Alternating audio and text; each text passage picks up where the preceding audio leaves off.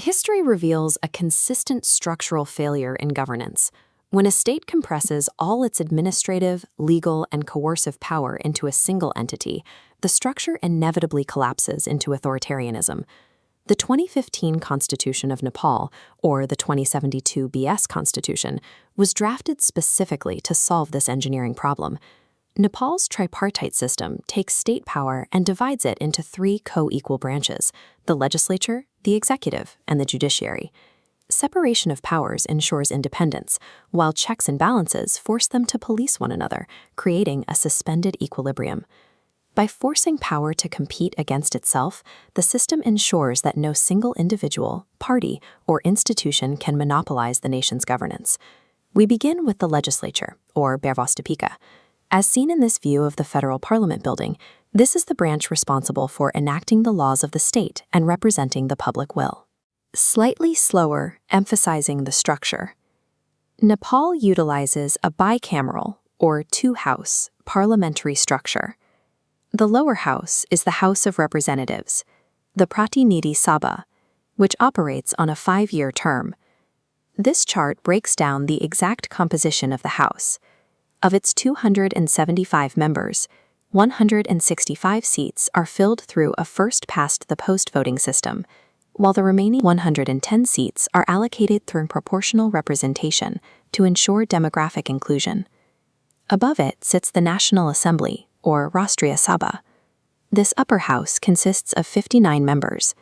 56 are elected by provincial electoral colleges, and 3 are nominated directly by the president.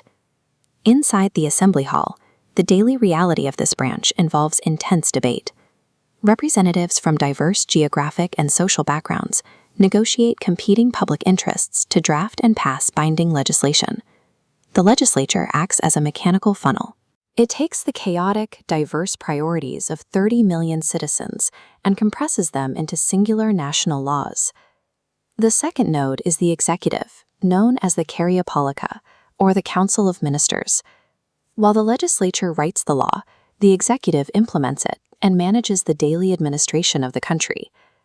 Under Article 76 of the Constitution, the formation of this branch begins when the president appoints the leader of the majority party in the House of Representatives as the prime minister. The prime minister then builds a council of ministers. To prevent bloated governments, the Constitution explicitly caps this cabinet at a maximum of 25 members. There is a crucial constitutional rule that binds the executive directly to the legislature. To serve as a minister, an individual must generally be a current elected member of the federal parliament. The executive commands the police, drafts the national budget, and directs foreign policy. Yet, it can only wield these immense tools as long as it maintains the majority confidence of the legislature. The final node is the judiciary, or Nyayapalika.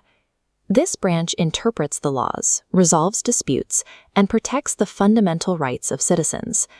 This maps Nepal's 3-tier judicial system. At the top, the Supreme Court establishes binding national precedents. The middle tier contains 7 high courts, 1 for each province. The foundational tier consists of district courts, the primary access point for citizens' justice. The judiciary operates as the ultimate referee of the state. Its structure is insulated from the other branches to ensure that political agendas never override the Constitution or infringe on human rights. The Constitution provides the framework, but political parties, the Rajnitik Dal, are the human interface that actually runs the machine. Parties aggregate public demands, contest elections, and physically populate the seats of both the legislature and the executive. They are the vehicles through which citizens transfer their localized power to the national stage. Without political parties, the 3 constitutional nodes are empty chairs and theoretical rules. Parties are the lifeblood animating the entire government apparatus. The tripartite system relies on checks and balances. The legislature controls the treasury, approving the executive's budget, and can collapse the executive via a no-confidence vote. It also impeaches the Chief Justice. In return, the judiciary can strike down unconstitutional laws and executive orders. This continuous, deliberate friction prevents any single branch from acting with dictatorial authority. The gridlock is the system functioning exactly as designed. Constitutional fury provides a perfect blueprint. But practical politics in Nepal often tests the limits of this structure. One major vulnerability is executive overreach. When parliament is not in session, governments frequently attempt to bypass legislative scrutiny by ruling through executive ordinances, known as Adyadesh. A second vulnerability is administrative corruption. Excessive political influence and a culture of quota sharing, or bagbanda, within the bureaucracy cripple the executive's ability to deliver public services. A third vulnerability threatens the judiciary.